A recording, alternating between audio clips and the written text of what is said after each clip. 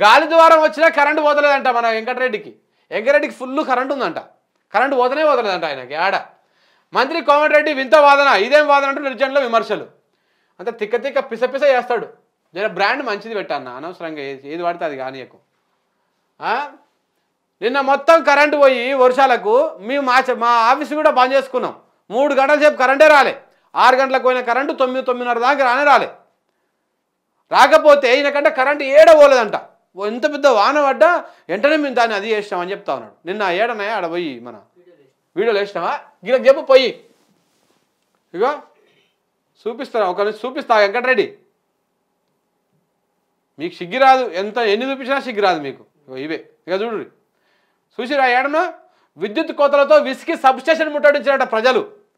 వెంకటరెడ్డి వినపడుతుందా? చెవులు కళ్ళు అన్ని పెట్టి చూడు. పొద్దుగాలనేగా తెల్లారిందిగా, ఇప్పుడు ఫ్రెష్గానే ఉంటావు.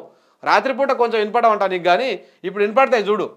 ఇగో హైదరాబాదు నిన్న ఒక్కసారిగా కురిసిన వర్షానికి షేర్లింగంపల్లి, చందానగర్, మియాపూరు, కొండాపూరు, మాదాపూరు, గచ్చిబౌలి, రాయదుర్గం ప్రాంతాల్లో పలు కాలనీలో బస్తీలో విద్యుత్ సరఫరా నిలిచిపోయింది.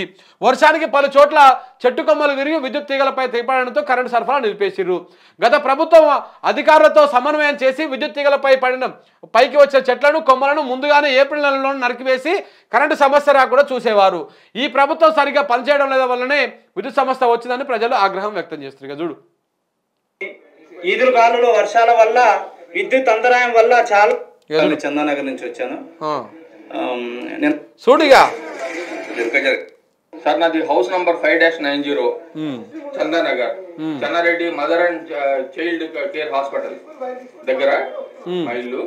ఇక్కడ మా లైన్ మొత్తం రాత్రి 6 గంటలకు పోయింది కరెంటు.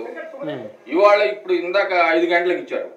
రాత్రి 6 గంటలకు పోతే తెల్లారినాక మళ్ళా సాయంత్రం పూట 6 గంటలకు ఇచ్చిరంట. ఇది కాంగ్రెస్ పరిపాలన. మళ్ళీ మన వెంకటరెడ్డి ఏమో కరెంటు పోలేదు అని చెప్పేసి చెప్తా ఉంటాడు, బొంగూరు నోరు వేసుకొని. ఇది కనపడతలేదు. ఎందుకు మాట్లాడతావు వెంకటరెడ్డి? ఏది పడితే అది ఇజ్జత్ తీసుకోకు, నువ్వు దొరుకుతావు పుణ్యానికే. ఇంకా చూడు ఏమంటున్నాడు చూడు. బతుకమ్మ పూలు బతుకమ్మ అంటే అందరూ ఏమనుకో వచ్చి కరువు వస్తుంది, అయినా కానీ కరెంట్ ఏడబోతుంది చెప్పు.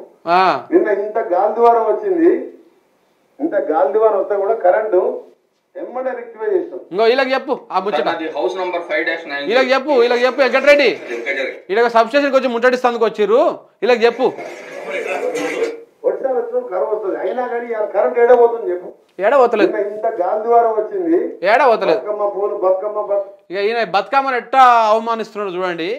వెంకటరెడ్డి నిజంగా ప్రభుత్వం మారినాక రేపు కాంగ్రెస్ ఇదేమో కొసెల్లదు. ఇది మారినాక ఫస్ట్ చిప్పకూడు తినేది, ఫస్ట్ జైలు కూడు తినేది నువ్వే నాకు తెలిసి. ఎందుకంటే నువ్వు అన్ని విధాలుగా దొరికినవు. చట్టసభల్లో ఏం మాట్లాడాలి, ఏం మాట్లాడకూడదు, ఏమి తొడలు కొట్టాలి, ఏం మెడలు కొట్టాలి, ఇవన్నీ మాట్లాడి అడ్డమైన మాటలు మాట్లాడి ఫస్ట్ దొరికింది నువ్వే. చిప్పకూడు తినేది కూడా నువ్వే ఫస్ట్. చూస్తూ ఉండు నువ్వు. అంటే అందరూ ఏమనుకుంటారు దాని చుట్టూ తిరిగి నువ్వు ఆ బతుకమ్మలో పూల లోపల బాటిల్ ఉంటుందని వాళ్ళకి తెలియదు మహిళలకు. ఇప్పుడు తెలిసింది కదా, తెచ్చుకొని తాగకపోయినావు ఆ బాటిల్. ఆ పూల లోపల బాటిల్ ఉంటుంది కదా, అది చీప్ లిక్కర్ అని సరే తెచ్చుకొని నువ్వు తాగాల్సి ఉంటివి, సిగ్గు తప్పినవి. తాగితే అయిపోవు కదా. నువ్వు ఎట్టా సాయంత్రం పూట అదే అంటగా చేసేది మొత్తం. సాయంత్రం కాగానే మొత్తం అసలు ఏం కనపడదంటగా, ఇంత కూడా మొత్తం మంచి నిద్రమత్తులో ఉంటావంటగా. మరి తెచ్చుకొని తాగాల్సి ఉంటుంది ఆ బాటిల్. ఎడ కనపడితే సిగ్గు లేకపోయి కొంచెమన్నా మాట్లాడుతందుకు. మంత్రి పదవి వస్తే ఏది పడితే అది మాట్లాడతావు నోటికి.